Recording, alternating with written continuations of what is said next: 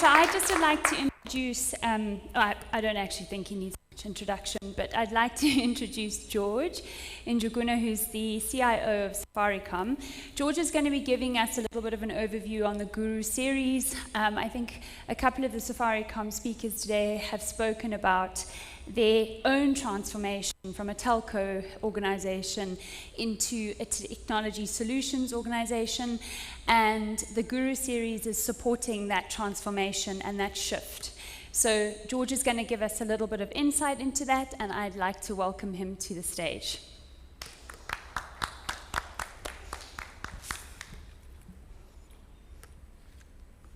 Guess I'll come on stage. I think I might stay for your panel. Oh, you see? Yeah, I mean, that's great. It's because you saw all of us dancing, right? It's somebody on here who I call Amubaba. Good afternoon. How are all of you? It's so exciting to be at, I'm not sure it's DX event. I think congratulations, Harry and Andrew and Kelly. I think it's so interesting to see this union come together. I don't know, I feel I should have been there in the dowry negotiations, because I know Kelly well, and I know Andrew and Harry, but I don't know, I think I should have been on Kelly's side, and we should have extracted more from the two of you. But as I will come for the goats very soon. Andrew, stop running behind the PA guy. You're the one I'll get the first goat from. But I think it's really exciting to be at this DX5 event. It's my first one, and I think the topic is very relevant. So I think mine is to talk a bit about the Guru series. And I think Guru as a word comes from the Indian language Sanskrit, and it actually means imparter of knowledge. And as Safaricom, when we got into this journey, our main focus was to say that there's so much that we've built over the years, and it's been great. Andrew and Harry have been part of this journey as CIO in terms of tech knowledge. I think there was a time when you would invite people to come talk about tech topics, and you could only invite foreigners. And Bright, no offense to you and Yash. But I think we've come to a place, you're Kenyan, and Mubaba too. But I think we've come to a place where actually people talk, and when I hear Michael Michi, and sorry, I shouldn't mention names because almost every person here talk about topics, you actually realize that we have something to offer the industry as Kenyans. I think Guru series and Chris coming from his background on, I don't know if it's Dragon's Den or Lion's Den, one of those dens, I think brought his creativity into Safaricom, and we launched the Guru series. And it's really saying, how can we share learnings? How do we get gurus in our industry in Kenya to really help to impart knowledge, to connect ideas? But I think beyond that, I think we need to also play at the policy level. There's a lot of conversations that are happening, be it around talent, be it around application of technology. But I think we just don't want it to be a talk.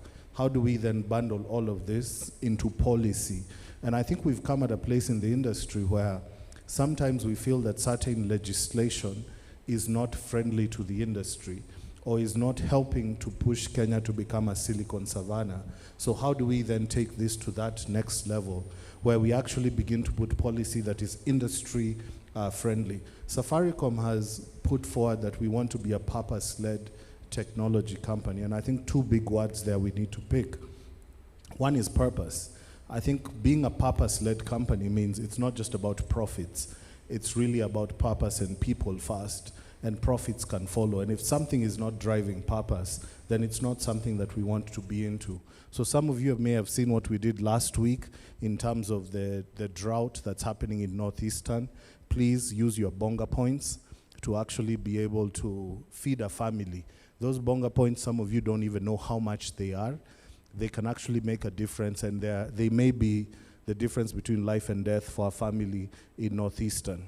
And so when we are in the communities that we play in with over 40 million customers, how those customers are living their lives and the challenges they are facing is intrinsically related to our success.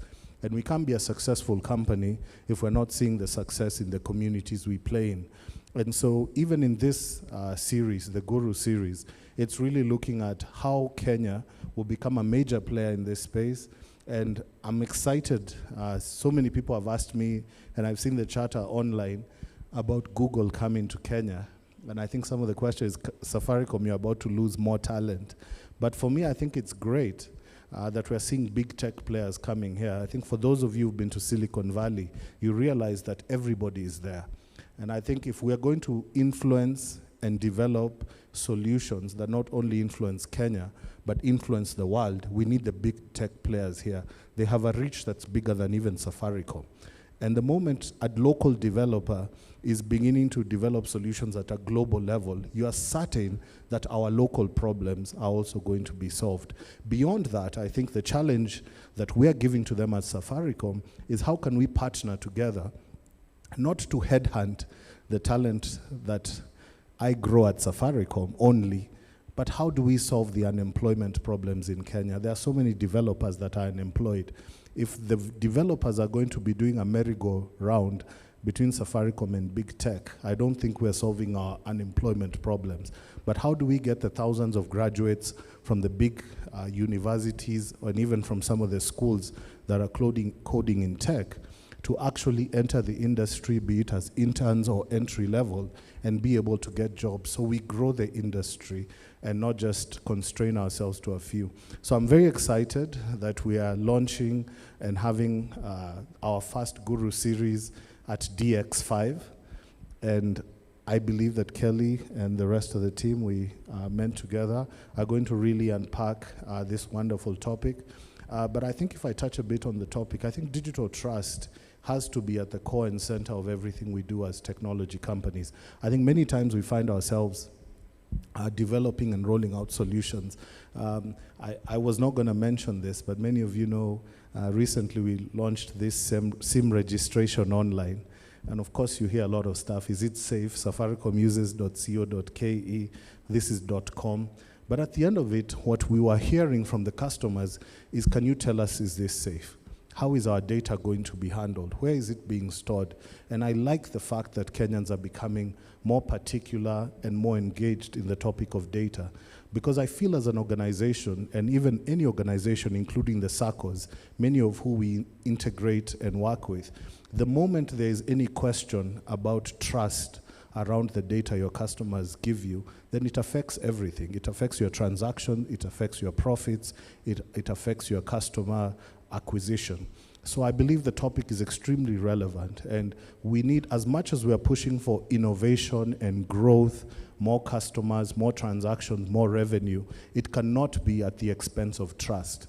Because any organization that has ever lost it on the trust play is going to spend so much more to regain those customers and bring their trust. So I'm very happy, as I hand it over back to Kelly, to really open the Guru series here at the SACCO Tech DX5. I'm really looking forward to a very engaging and exciting conversation. Thank you. Super. Thank you, George. And thank you for staying.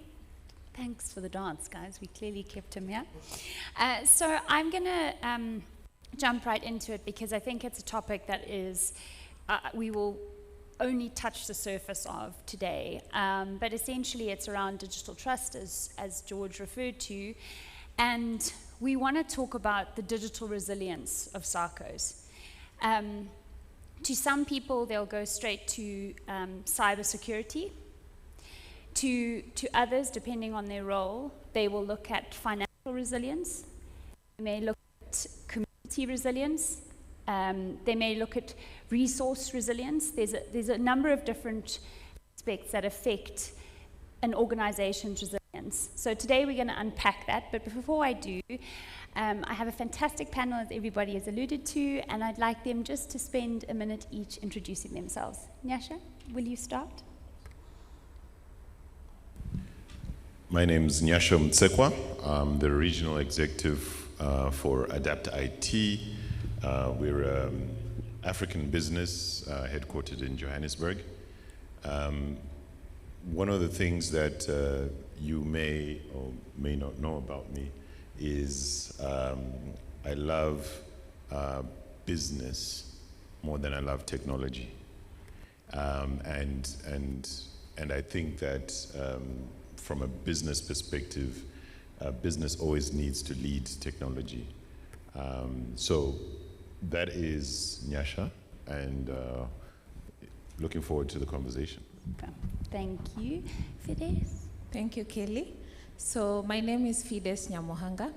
I'm happy to be here. Thanks to Safaricom Guru Series, my boss George, for giving me the opportunity.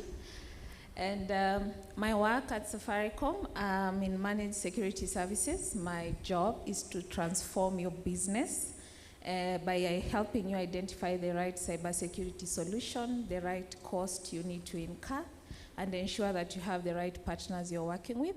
And and my passion is in policy formulation, strategy formulation, and ensuring that the roadmap is clear to execution and support on cybersecurity. So if you need any help after here, just reach out to me. Thank you. Awesome. Bright? Good afternoon. So my name is Bright Gameli Maudo. I am currently the CTO at a company called Zetova. Zetova is a data science as a service company also for digital transformation. We basically make data make sense. We take all your Excel sheets and be able to do predictive analysis in ways that is easy for people to understand. You don't even have to, you don't need a manual to use our solution. That's how easy it is. But on the side, I'm more known for my cybersecurity field. I founded what we call Africa Hackon. Does anybody who doesn't know Africa Hackon? You don't know? Oh, okay. So there are no hands up, that means you've heard about Africa Hackon. So I founded Africa Hackon, which is trying to train young people in cybersecurity. Young is relative. And yeah, so looking forward to the conversation.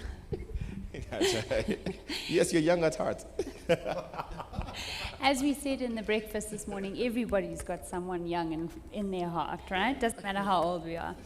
So the interesting angle for this panel is that Fides and Bright have a very technical view, and it's very centered around cybersecurity. So they're going to bring that angle to the panel today. George, of course, is a CIO, and he has both a technical view and a business view because he has the job of articulating the importance of digital transformation and cybersecurity to the board.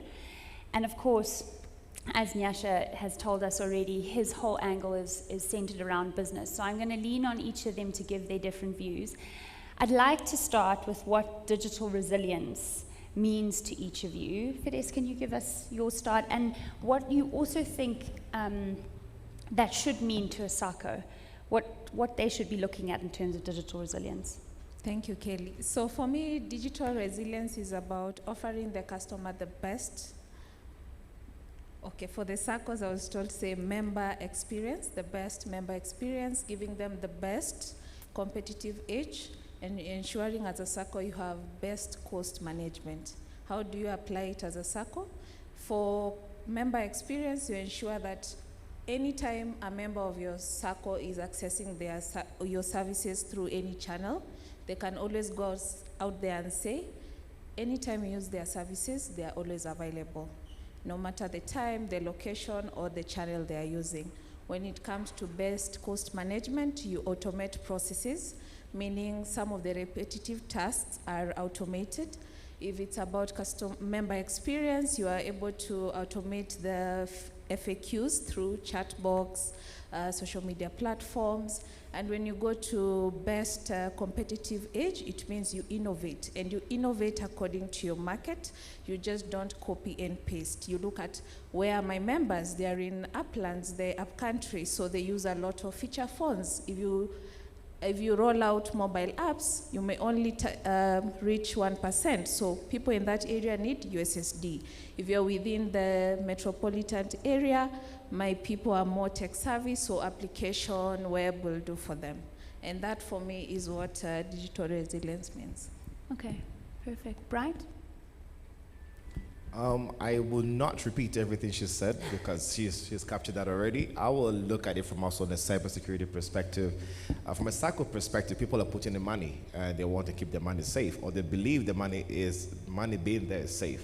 So being resilient is for the fact that you should be able to offer a way that people's, if anybody ever gets to lose money, they should be able to actually get it back easily. Making sure that you have visibility at all times to anything and everything technology within your technology estate, to make sure that everything how you're going to respond to your members. Thanks for that correction. Your members being able to access all services is going to be in a secure manner, that they don't have to worry about where the money is at all times. Okay. George, from a digital resilience perspective, I mean, you've got both angles here. Yeah, I think people need to be able to believe that anytime they need to do whatever they need to do on your platform, you're available. Mm-hmm. And, we run about 52 million transactions a day on M-Pesa, which when you break it down to our peak period, it's about 3 million transactions an hour. Now, if we do have an issue, the impact by every 10 minutes is likely 300,000, 500,000 people.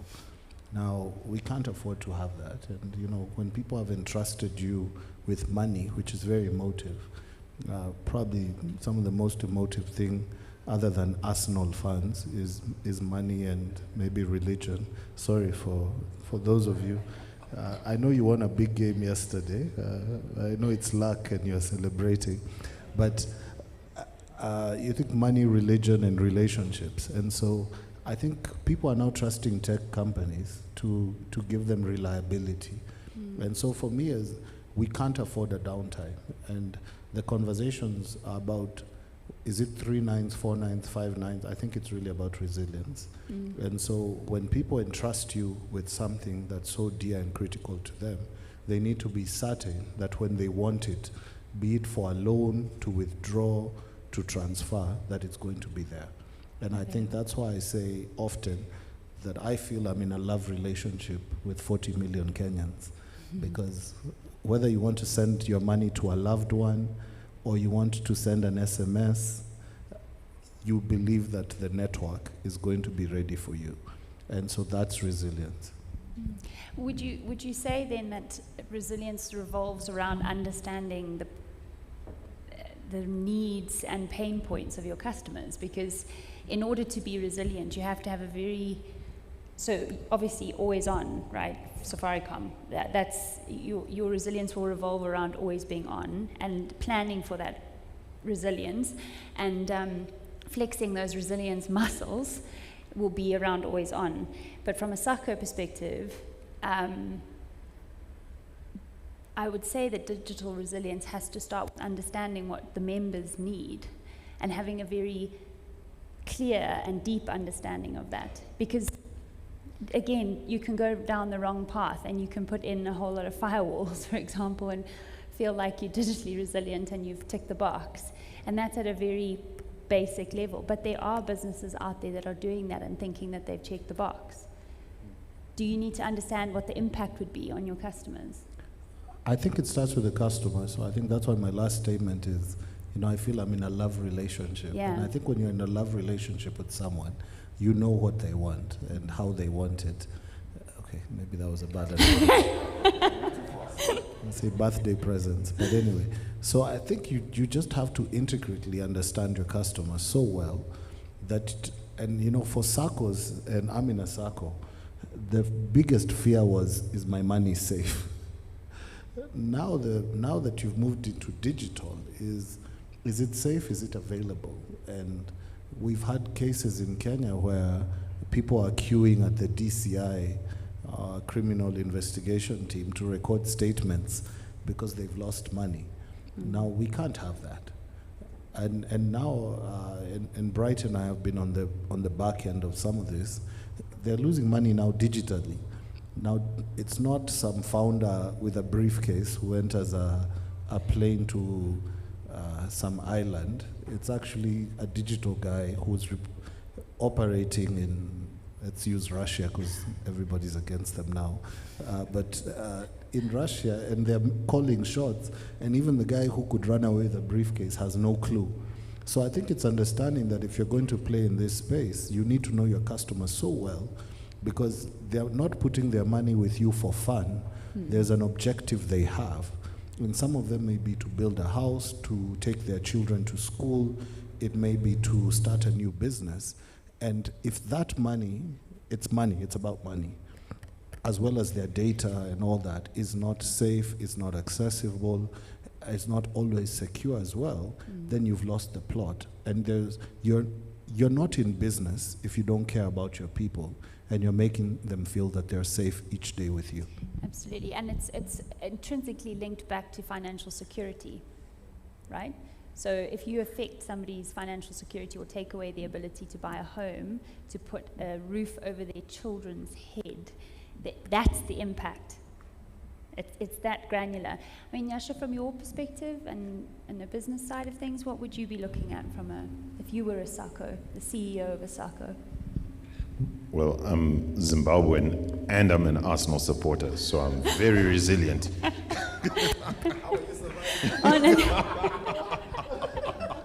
Very resilient. I think from a CEO's perspective, the technology is one thing, but the talent that manages and drives that technology is very, very important. And I think when we talk about digital resiliency and we don't talk about talent, I think we're leaving out a big component. And George pointed it out. I mean, Google, Microsoft, you can name them.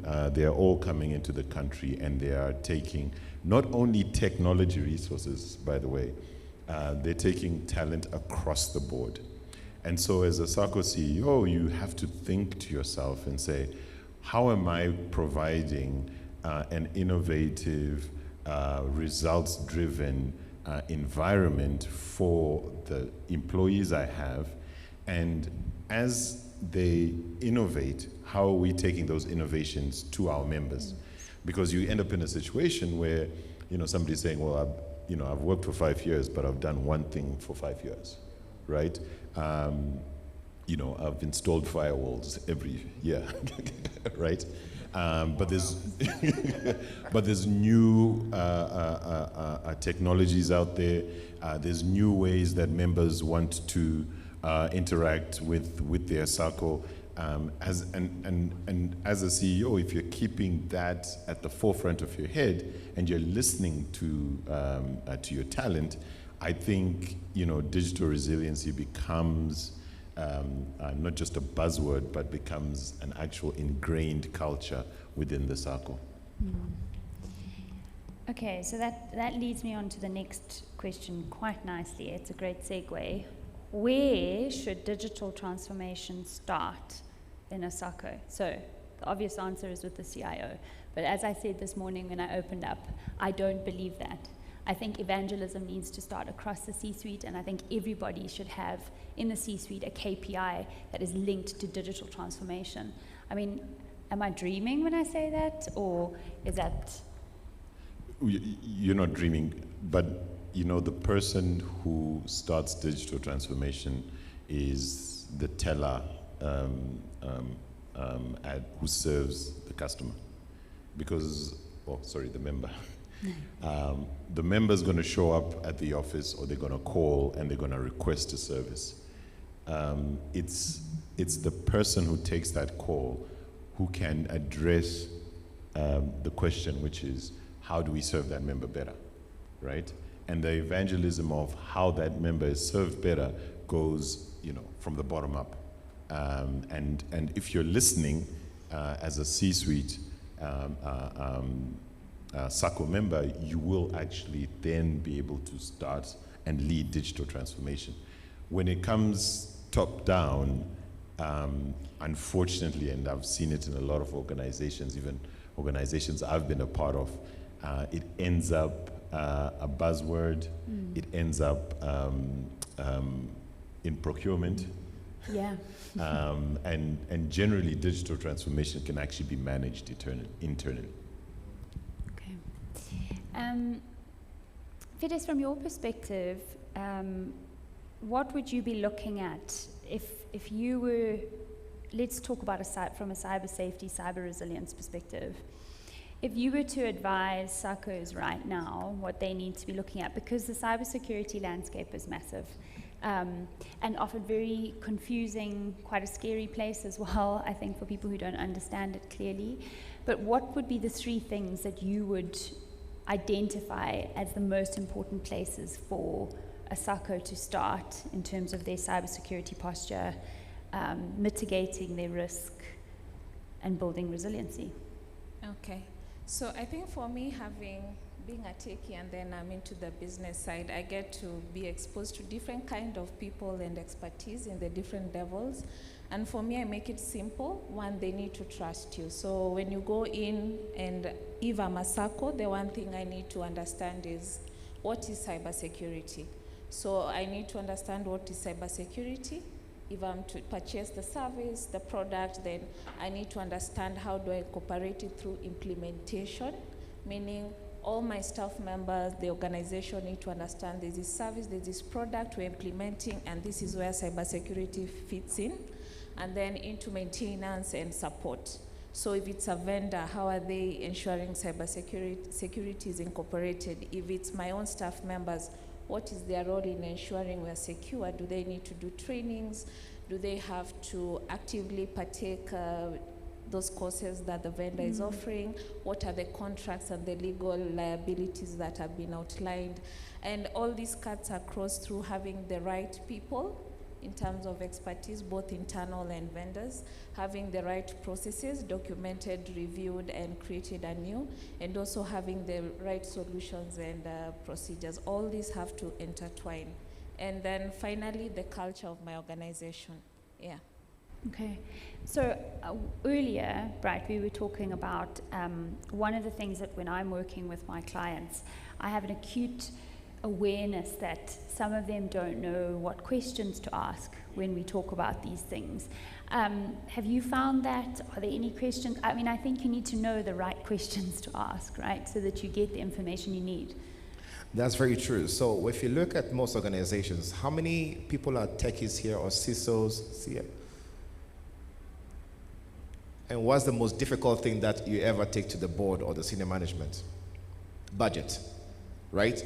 Take a budget, they're like, why are you buying another firewall? Why do we need this antivirus? Why is this one too expensive?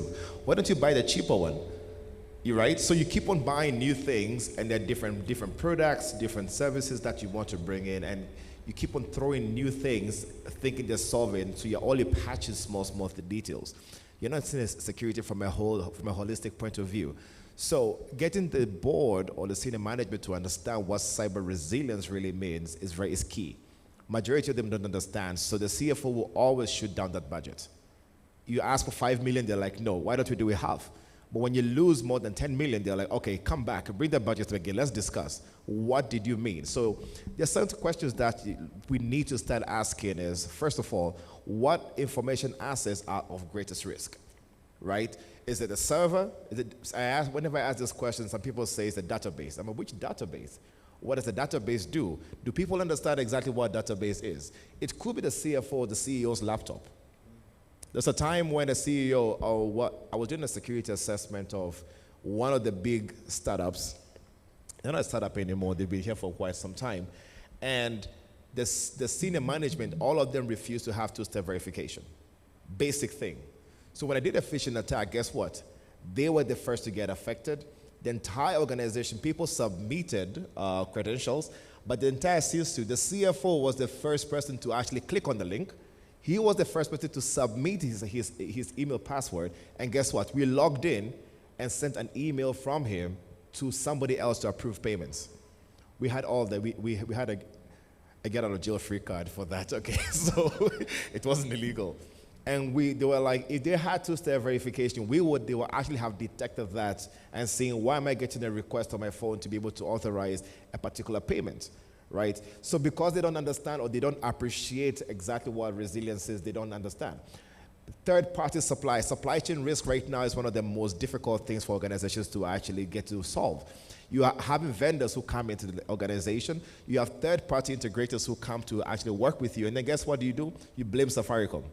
Say, oh, Safaricom, they're the ones who have not integrated properly. But the thing is, You pay someone else. I'm not sorry if there's any integrator here, but you don't get to, sometimes they send a junior person who did not get the right authorization, and this person is typing commands on your systems and everything, has left an extra file, has access to your system, backdoor, and this is happening in SACCOs. SACCOs are losing approximately maybe $200 per minute as we speak because of such little things. But since no one at the top is appreciating what controls to put in place to make sure that we are resilient, they don't get to know where to even approve that little budget. I always keep on saying cybersecurity is about 3 elements. Protect, detect, and respond. You know how to protect yourself with the new firewalls and the likes, next generation as they call them? And I ask this question, does it work? You don't even know if it works or not. You know how to protect, you know how to detect anomalies. So Sasra will tell you buy a SIM. And what do? You buy any SIM that is out there because you've been told to buy a SIM. And a SIM standing for Security Incident and Event Management. However, is that SIM going to work out of the box? No. There is no SIM in this world that you buy and out of the box it works. You're getting 2,000 alerts a day. Which human being can actually even look at those 2,000 alerts and make sense of them? It's impossible. You need to actually drill down and have use case development to be able to reduce that. So protect, detect. You know how to respond to them. If you've been hacked, they say call the IT guy, right? Or you call my brother here who will tell you, I'm sending people. But resilience is being able to identify some of these things or the risks that will happen before it happens, and how do you recover? And I always say the time that you use to recover from an attack is the difference between your business standing and you actually being able to continue to business. So, identify, protect, detect, respond, recover according to the NIST framework is really good for people to understand. All the way from the top, they should understand that before even bringing to the technical people, that they don't just shoot down budget because they don't understand exactly what is going on. Doing is stopping the conversation focusing on budget. So in fact, what we should be doing is talking more about the protect, respond, detect instead, so that everybody understands why the budget is so there. So there's a connection between two things, and I feel like a lot of organizations don't understand. There is a compliance kind of driven conversations which a lot of people focus on, which is checking the boxes, but there's a risk-based focus as well. So you know your risk appetite, you know exactly where to look into and say, this is my risk appetite, this is the areas I need to focus on. I don't need to buy a firewall today, but I need to buy ABCD. So where do you need to actually prioritize your budget or your effort? Do I need to hire another person? Sometimes you give one IT guy, and that's a very common thing at SACCOs. One IT personnel is solving everything. He can't. Whereas you could have outsourced that service to someone else, say, hey, I know I'm good at this, but I'll need the help of an outsourced service to come and take care of the other part. That's what's the security. I personally talked to Stephen Mashuka here. I'm not good with cloud services. Yes, I understand, but if I have to do anything cloud expertise, he's the first person I call. He's on speed dial. So if you can't do everything, outsource that. But how does you get to do that? You need to be able to what? Identify your risk appetite, being able to have that list and burn down that list in a particular order. So compliance focus is what we've been doing. We've been focusing too much on compliance. We need to start moving to risk-based. Okay, very interesting. Nyasha, from your perspective, what or who do you think lag behind during a digital transformation exercise? I mean, it's never finite, it's continuous, right? But what, in your experience of working with enterprises across this region, but also across Africa, have you found as an inhibitor to transformation? Well, I think that Kenya has been forced into digital transformation by Safaricom. Mainly because of M-Pesa. So you have to accept M-Pesa. No matter who you are, if you're in Ukambani, you're Shushu, you have to accept M-Pesa, right? And that front office payment aspect has then led to a back office conversation. And then that's where the one IT guy He's supposed to know how to integrate M-Pesa. He's supposed to know how to fix the CEO's laptop. He's supposed to know, how to fix the network. But then he needs, a core banking system. And I think the gap has always been two things. One is talent and budget. So everyone relates, and I don't know where it started. I came, well, the first time I came to Kenya was 2005, but I came to live in Kenya in 2013. And I always was told that when you present a solution, make it cheaper than a resource, right? So if your solution is 20K a month, right, then you better make sure that that guy can't find somebody to work for 20K a month, right? And that equation is actually just wrong, because you need the two to work together, right? As Bright talked about, there's nothing that comes, there's no sim box that comes, pre-configured. You need somebody to actually configure it, right? So that gap actually has led to some gaps in digital transformation, and then led to gaps where guys walk away with bags, guys from Russia walk in, right? That's actually where, I hope Putin's not listening, leads to the gap. Okay. I mean, I would add to that you say talent and finance, and I'm maybe keep driving this home, but I would say that articulation around pain points and stuff, because I really feel like that's a huge gap in terms of how even vendors are articulating why their services are required. So I think there's two things, and sorry to say this, but I think Cisco and Microsoft did a very good job in the early 2000s across the continent, and made everyone a hardware tech person. And it's been a slow transition to get people into a software tech person. And when you're a software tech person, you have to articulate use cases, you have to articulate business needs, you have to understand members' needs. You can't just say, this hardware, the throughput on this hardware is X and is Y, and so forth and so forth. The throughput is at 80%, now we need to buy a bigger hardware. You actually have to motivate out of a use case. And that's why, for me, the best person to always articulate a use case is the front office person, the person talking to the member. Yeah, absolutely. George, from your perspective, given you have quite aggressively driven digital transformation across not just Safaricom, but also in your previous roles, we often talk about what organizations should be doing. I would really like to focus now on what SACCOs should not be doing. So what are the pitfalls that they need to watch out for on this journey? Because I think we very often talk about what we should be doing, and I think everybody hears that, but actually, if we had to highlight three things that they should avoid, what would they be? And thank you, Kelly. So I think one is thinking that everything is going to be solved by money. So IDC estimates that the spending in digital transformation by 2023 will be $6.8 trillion. Now, research is also showing that companies are spending twice as much and taking twice as long and getting half the results. So for me, money, number one, the money you spend does not correlate with digital transformation. I think, so that's one of the pitfalls. The second pitfall is,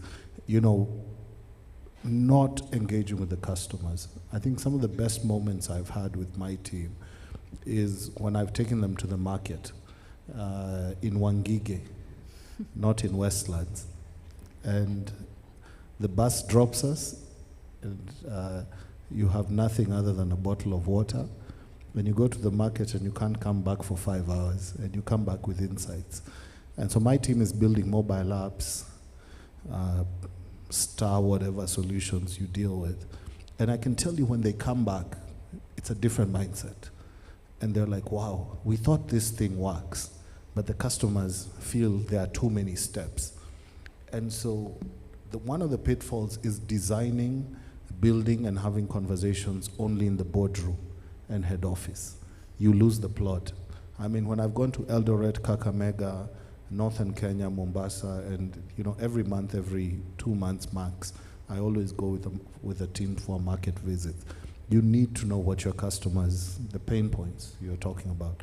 The third one, and I think we can't emphasize this, is talent. I mean, no vendor is going to replace a great talent strategy. And sometimes the right talent is the difference between succeeding in digital transformation and failing. And I think when I talk about the right talent, what are we talking about? It's not just people who are knowledgeable, but people who are curious, people who are authentic. And authenticity is really being able to say when you know that you don't know it. And as Bright says, like, I rely on someone else. A lot of talent, and I don't know why, we don't like saying when we don't know something. Yeah. When I was in banking, I mean, I would never hesitate to call, and even now, Bright or Seriano, speed dial. Guys, I'm dealing with this. Can you rock up and help me? And I think talent is not about ego and just the best qualifications on paper.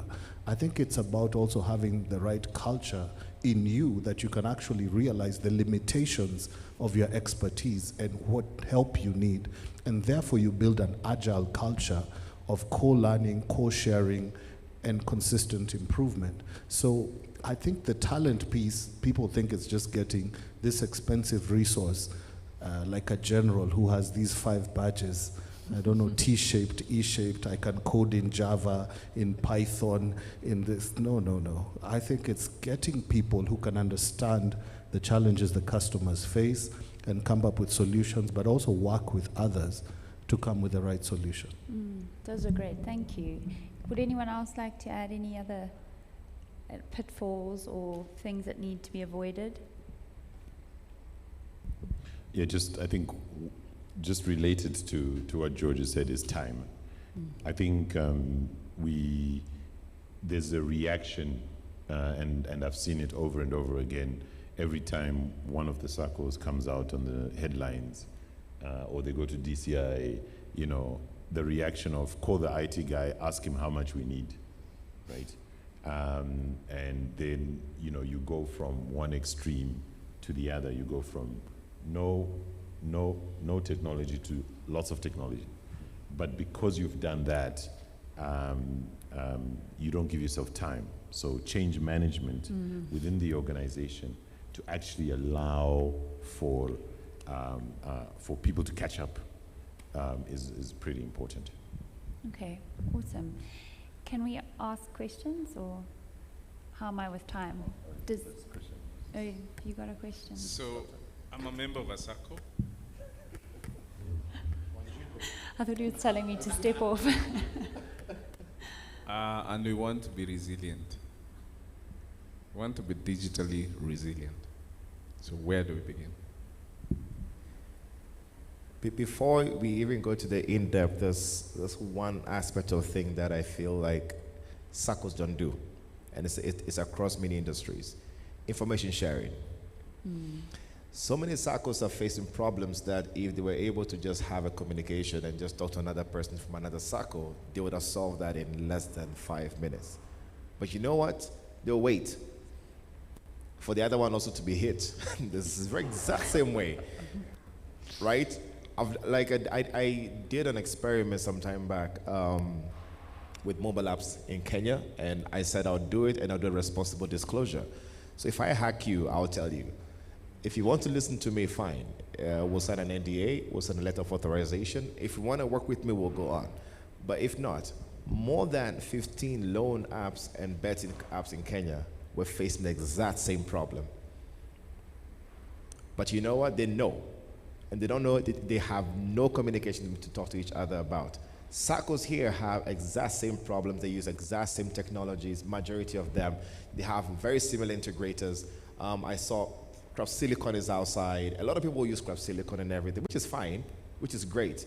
But if you find a problem with one particular entity. It could be an insider threat, which is really high. Yeah. Majority of the hacks that are happening is because somebody inside knows. I found one SACCO, which it was very funny.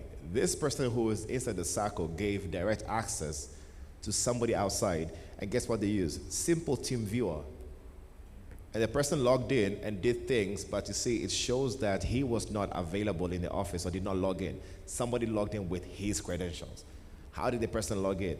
Now, if they were to share that information, you'd have put some mitigation processes saying, let's block the use of unauthorized softwares in the organization.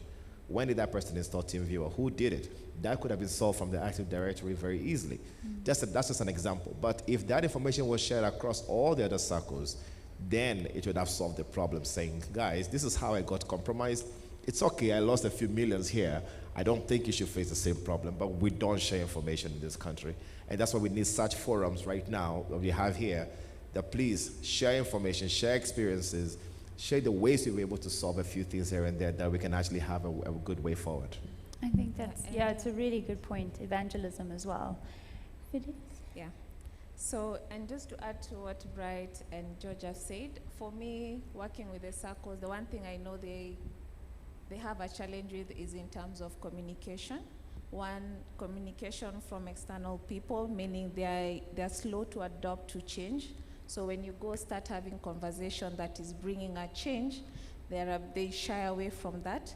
The other thing is communication within your organization, that there's a change coming. So how do we start aligning ourselves so that everyone is comfortable within the organization?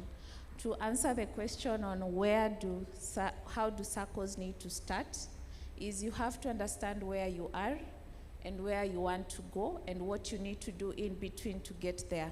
Most of you started with 100 members, you are now at 1,000. You had no plan on how you're going to manage the 1,000. So let's start with what you currently have, where do I want to go, and what do I need to take in to be able to reach there. The other thing is around people. You don't have to hire every time. You can hire one person, like most of you do, but outsource expertise that is needed. Don't outsource because it's necessary. You have to identify your need very well. So this conversation starts with the boardroom. Feel free to reach out to the gurus seated here, have the conversations, and have a plan before adopting services, spending money, and yet at the end you cannot measure the value on the investment you've made.